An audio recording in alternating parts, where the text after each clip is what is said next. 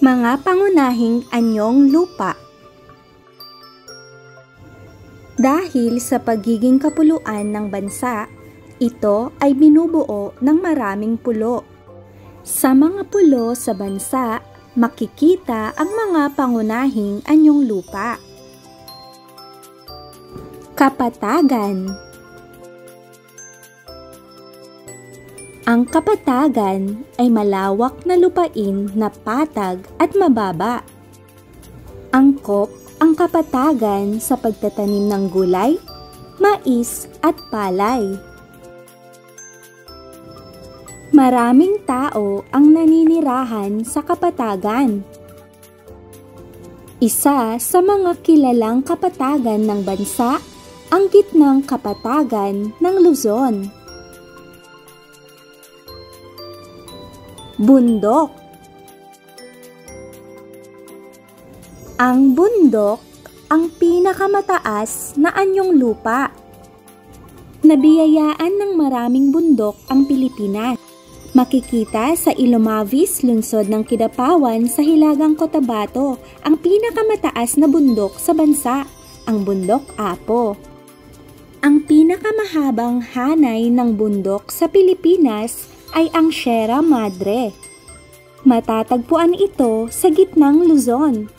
Ngunit ang kahabaan nito ay umaabot hanggang sa timog Luzon. Nasasakop nito ang mga lalawigan ng Cagayan, Isabela, Nueva Vizcaya, Nueva Ecija, Quirino, Aurora at Quezon. Ang pinakamataas na tuktok na nararating sa Sierra Madre ay mga 2,000 metro mula sa pantay dagat. Matatagpuan din sa gitnang Luzon ang Bundok Arayat sa Pampanga, Bundok Caraballo at Bundok Cordillera. May mga bundok din sa katimugang bahagi ng Bataan, kabilang dito ang Bundok Samat.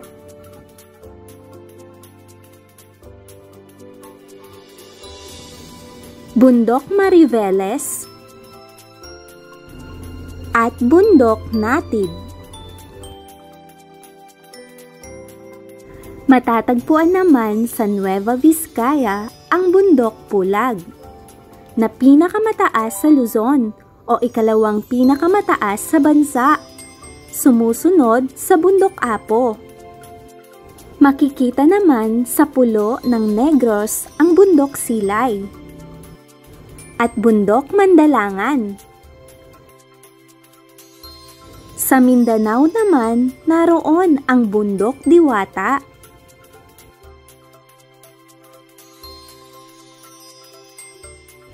Burol. Ang burol ay isang mataas na lupa, ngunit mas mababa sa bundok. Pabilog ang hugis ng itaas nito. Madaling makapagpalago ng damo sa burol, kaya mainam ditong mag-alaga ng hayop. Pinakatanyag sa mga burol sa bansa ang Chocolate Hills na matatagpuan sa Carmen, Bohol. Bukod sa Bohol, mayroon ding mga burol sa mga lalawigan ng Rizal, Batangas, Samar, Leyte at sa gitnang Luzon. Talampas.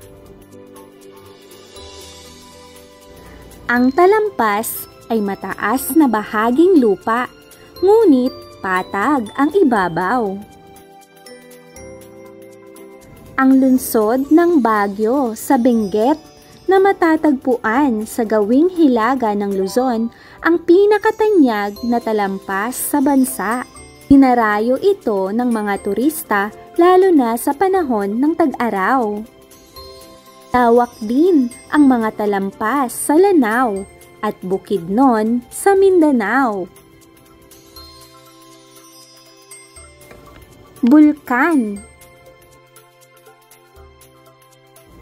Ang bulkan ay katulad ng bundok. Ang pagkakaiba lamang ay ang bunganga ng tuktok nito.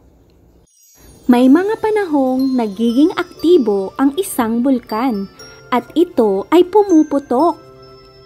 Kumukulong putik, abo, lahar, at malalaking bato ang ibinubuga ng bulkan.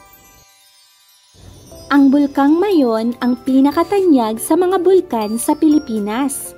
Ito ay may halos perpektong kono. Matatagpuan sa Albay sa rehiyon ng Bicol ang bulkang ito. Matatagpuan naman sa Zambales ang bulkang Pinatubo na may taas na 1,770 metro. Itinuturing itong patay na bulkan, ngunit naging aktibo at pumutok noong 1991. Sa Taal, Batangas naman, naroroon ang bulkang Taal na napapaligiran ng isang lawa. Ang bulkang Taal ang pinakamaliit na bulkan sa Pilipinas.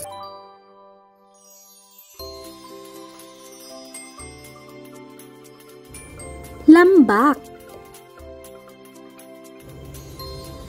Ang lambak ay patag na lupa sa pagitan ng bundok. Ang lambak ng Cagayan sa Hilagang Luzon ay isang halimbawa nito. Ang lambak na ito ay binubuo ng mga lalawigan ng Cagayan, Isabela, Nueva Vizcaya at Quirino. Ito ay nasa pagitan ng bundok Sierra Madre sa baybay ng Karagatang Pasipiko at bundok Cordillera sa kanluran.